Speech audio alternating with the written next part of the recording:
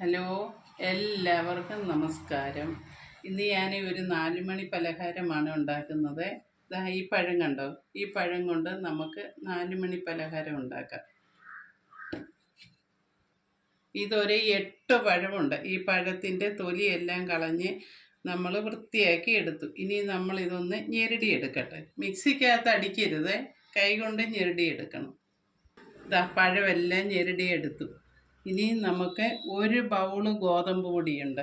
ഒരു ബൗള് ഗോതമ്പ് പൊടി ഈ പഴവും കൂടി ഇട്ട് മിക്സ് ചെയ്യാം. ആ കൂട്ടത്തിൽ ശർക്കര ഉണ്ട അതെ നല്ല ഉണ്ടയാണ്. ഇതിന് അഴുക്കൊന്നും ഇല്ലാത്തത് കൊണ്ട് അതുകൊണ്ട് ഇത് മെൽറ്റ് ചെയ്തില്ല.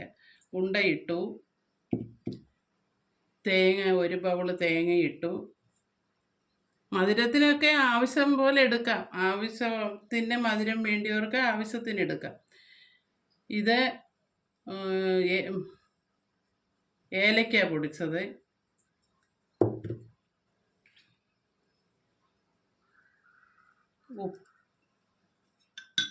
കുറച്ച് ഉപ്പിട്ടു,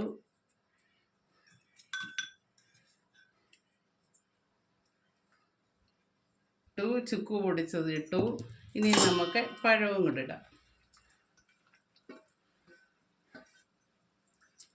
ആ കൂട്ടത്തിൽ ഒരു സ്പൂണ് നെയ്യൂടെ ചേർക്കാം.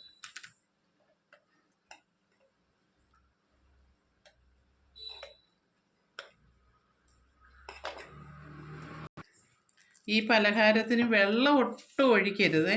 ഈ പഴത്തിൻ്റെയും ഉണ്ടശർക്കരയുടെയും വെള്ളമുണ്ട്, അതിൽ കിടന്ന് നന്നായിട്ട് പുരട്ടിയെടുക്കണം. അതാണ്ട് നന്നായിട്ട് ഇളക്കിയെടുത്തിട്ടുണ്ട്, കുഴച്ചെടുത്തു. ഇനി നമ്മൾ ഇലയിൽ വെക്കാം.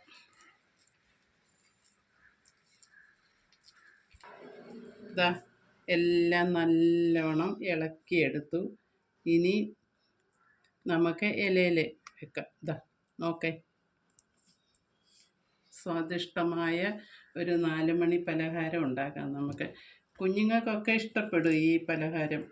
ഇത് കയ്യേലൊട്ടാതിരിക്കാൻ ഞാൻ ഇടയ്ക്ക് വെള്ളത്തിലൊന്ന് മുക്കാവുന്ന മെസ് കൊണ്ടുവച്ച വെള്ളമാണിത്.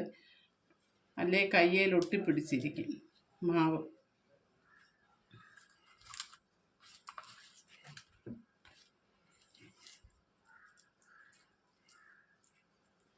ഇനി ഞാനിത് ഉണ്ടാക്കി കഴിഞ്ഞ് കാണിക്കാം.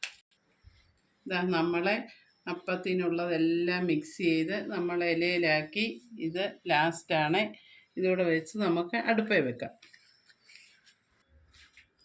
നമുക്ക് 4 മണി പലഹാരം ഉണ്ടാക്കാനായിട്ട് സ്റ്റൗ കത്തിച്ചു, ഇഡ്ഡലി കുട്ടകം വെച്ചു, തട്ട് വെച്ചു.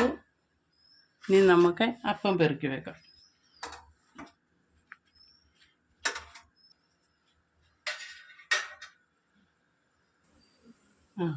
ഒരു അടുപ്പിൽ ചായ തിളയ്ക്കുന്നു, ഒരടുപ്പിൽ പലഹാരം വേകുന്നു. നമ്മുടെ 4 മണിക്കലത്തെ ചായയും പലഹാരമാണിത്. അപ്പം നമ്മുടെ 4 മണി പലഹാരം റെഡിയായി ഒന്ന് നമുക്ക് നോക്കാം. ഇതാ നോക്കിക്കേ, റെഡിയായിരിക്കുന്നത് കണ്ടോ? നമുക്ക് പാത്രത്തിലോട്ട് മാറ്റാം.